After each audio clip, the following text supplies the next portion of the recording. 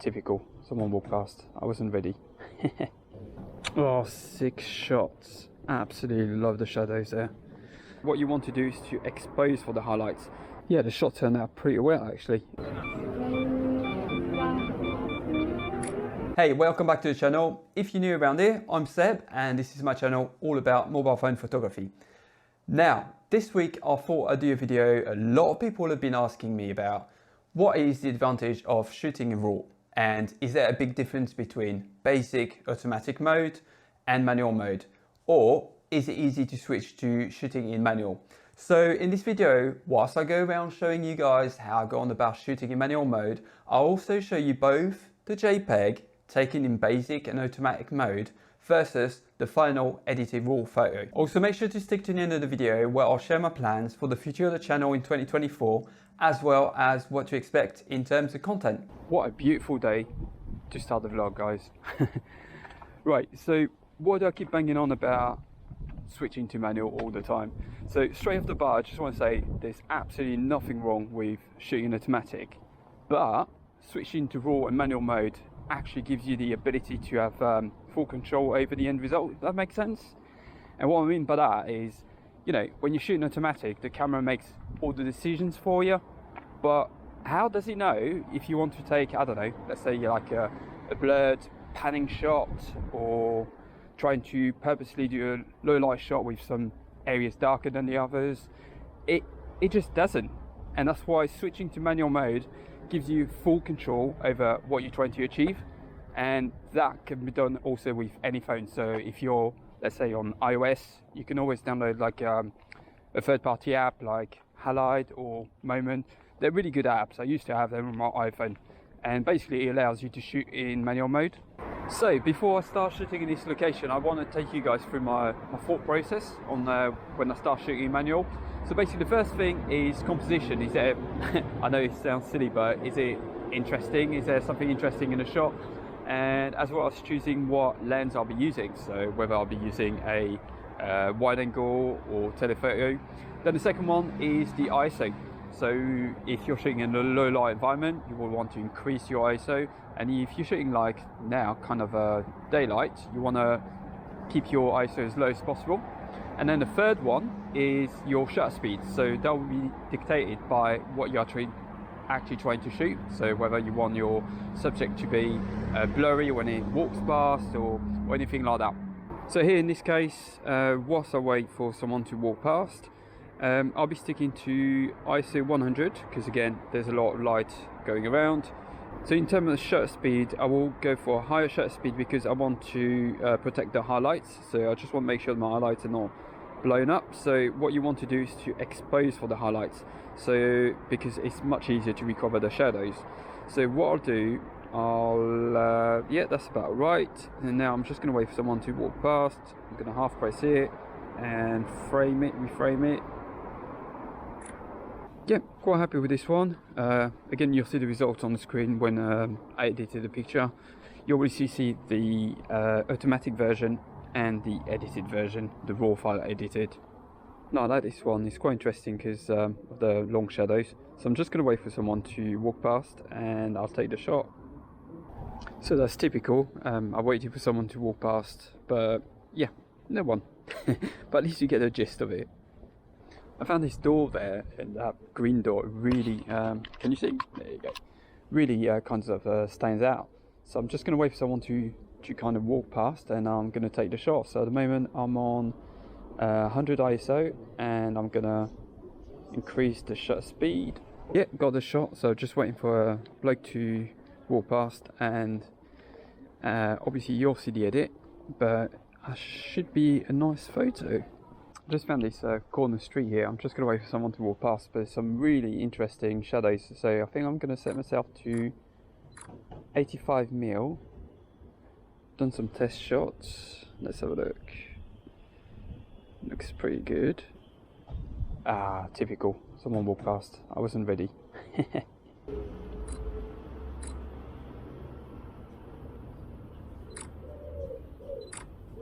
As I walk past this little alley, I just noticed that, I'll show you, there's a massive shadow, long shadow there. I'll just wait for someone to walk past and cast their shadows on the wall, and I'll take the shot. So I'll show you on the screen when that actually happens, because I might be here a little while. Yes, sick. So yeah, I did wait a good 3 to 4 minutes, and someone did walk into the frame in the end, and that's going to be awesome, I reckon, once I've edited it. These barbers look absolutely awesome, so I'm just going to wait for someone to walk past again, just to, you know, I always kind of try to find a subject to walk into the frame so it's not too still, too lifeless. So the light is really good right now, so I'm going to go wide angle. Yeah, so at the moment I'm on ISO 100, 16mm obviously, ultra wide lens, and 2000s per second, and now I think someone's just going to walk past. Oh, that's alright.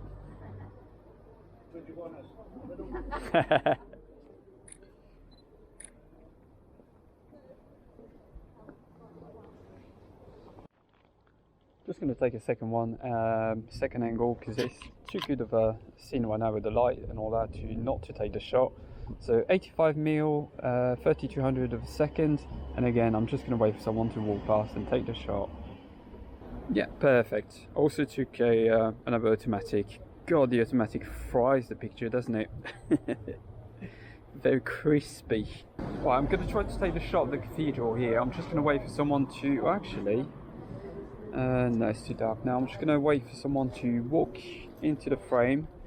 And I'm going to align myself. At the moment I'm on ISO 100, 1100 of a second shutter speed. And let's wait.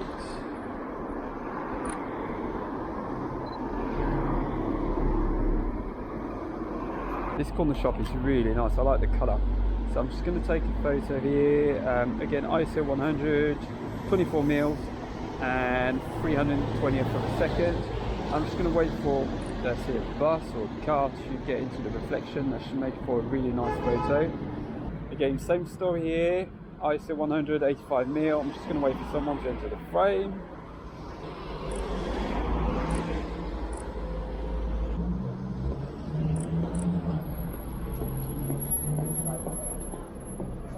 There's a little alleyway here that I really like.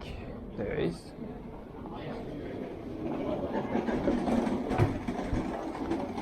So let's have a look. Probably to do it justice, if we go on 24mm, no 16mm, and let's see if we can go and find a good composition. So what I'll do here, I'll take my automatic shot first to show you guys what it looks like, and more than likely, yeah, just as I thought, the automatic is going to try to overexpose, so I'll take an automatic right now. There we go. And now in manual, and that's the reason why you want to go manual, you can expose for the light, so ISO 100 again, and we're going to want to preserve the highlight, so we're going to go down to probably 1/60th.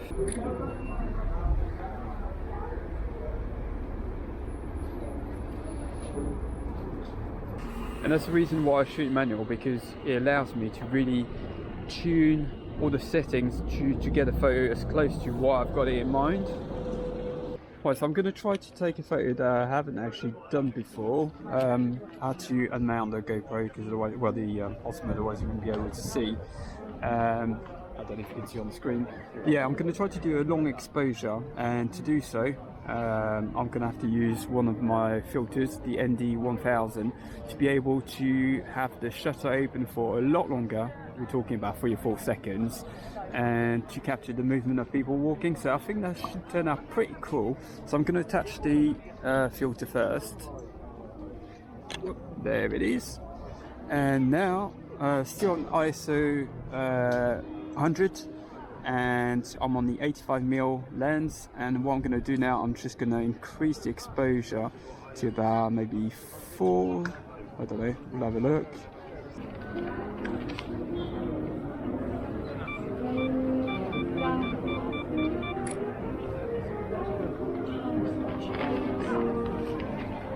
Yeah, I really like how some of these shots turned out, and obviously I would have picked the best one out of the lot. But again, it's just to show you guys that it's something that would have been impossible to do in automatic mode.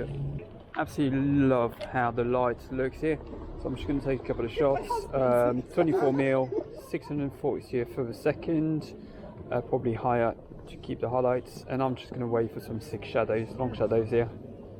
Oh, 6 shots. Absolutely love the shadows there. I took way too many.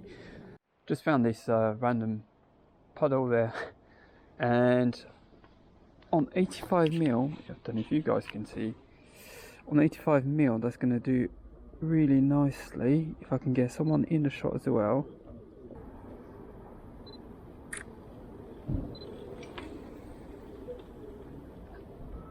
Right, so for the last shot of the day, I just wanted to come here to do kind of like long exposure again.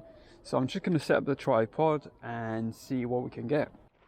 So it's quite windy, so there's quite a lot of ripples on the river, so I'm not too sure we're going to get the reflections that I want to get with the long exposure, but it's always worth a try. So again, I'm going to use the alright, don't time out on me. I'm going to use my ND filter. So that's again, that's the filter holder. I've made a video about a couple of weeks ago now, 2-3 weeks ago, about all the accessories I use. You can go and watch that, but also it'll be linked down in the description. So I'm just going to attach that to the lens. There we are. And now all I'm going to do is set my, again, I'm on ISO 100, and I'm just going to lower the shutter speed. Yeah, the shot turned out pretty well actually. Can't wait to edit that. Obviously you guys would have seen it on the screen. Well, I'm going to start heading back now. I've taken a lot of pictures. I need to edit all those photos, and I really hope that this video showed you that why I choose to shoot in manual rather than automatic. Again, there's nothing wrong with the automatic mode, but most of the photos, well, a lot of photos that I took today would have not been possible to do in automatic mode, hence why the manual mode. Right, so I hope this POV has motivated you guys to start shooting in manual. It really is all about experimenting at the end of the day, and if you want to take the hobby a step further, I highly encourage you to just go around and start messing about with the settings. Like I always say, the more you practice, the better you get at it. That's how it has started. And if you haven't already watched it, I made a video completely like tearing apart the Photo Pro camera app on the Xperia phones, and I went in depth about all the different menus and the options, and in what scenario you should be using such and such settings. So it's slightly over an hour long, but it's really helpful if you want to learn about how it all works. Now let's talk about the channel. First, I can't thank enough all of you have subscribed. We're over 500 subs already, and I'm absolutely blown away by the traction that the channel got so far, and in such a short time as well. So again, I really want to thank you all for watching, liking videos, leaving comments, and I do try to respond to every single one of them, so keep them coming. But going forward, I just wanted to share what my goals are for the channel and where it's all going. So the first major addition I want to bring to the channel in 2024 is a way to connect with you guys even more, and what I mean by that is a way to kind of share our work together. So the idea isn't new, and I definitely won't take the credit for that. But when you guys upload your mobile phone photos on Instagram next, make sure to include the hashtag #UpsideLens. And what I'll do is at the end of most of my future videos, I'll pick some of you guys' best shots, and I will feature them here on the channel. It doesn't matter whether it's an iPhone, a Samsung, an Xperia, as long as it's shot on the phone. I think that's a great way to not just showcase the photos, but also ideas and inspiration. So it kind of breaks that one-way street vibe where it's just me showing my photos. So yeah, as soon as enough of you guys start that hashtag trend, I'll start the weekly feature. So let me know what you guys think about this idea. Also, you have probably noticed that the background behind me has changed a little bit, and the reason for that is because I've swapped rooms, and in the coming weeks and months, my aim is to make the videos look more professional bit by bit and add better lighting, better angles and stuff. So that will be work in progress for now. So in terms of milestones I've set myself for the channels, I've got something really special planned for when we eventually reach the 1,000 subs, so stay tuned for that. But it's along the lines of maybe taking you to, I don't know, a different country and do some sick travel POV videos. I don't know. We got to get to that milestone first, so please get subscribing if you haven't done so already. And finally, the long-term plan for the channel is to be able to combine two of my biggest passions in life, which are mobile phone photography and traveling. to basically bring you the best content possible and showcasing beautiful places, show you my tips on how to make the most out of every situation. That's the goal anyway. And I know there's a long road ahead, but until we get there, I thought, you know, by sharing them with you guys, it kind of makes it more real, if that makes sense. Anyway, I hope you enjoyed this video. Let me know what you guys think about the plans for the channel.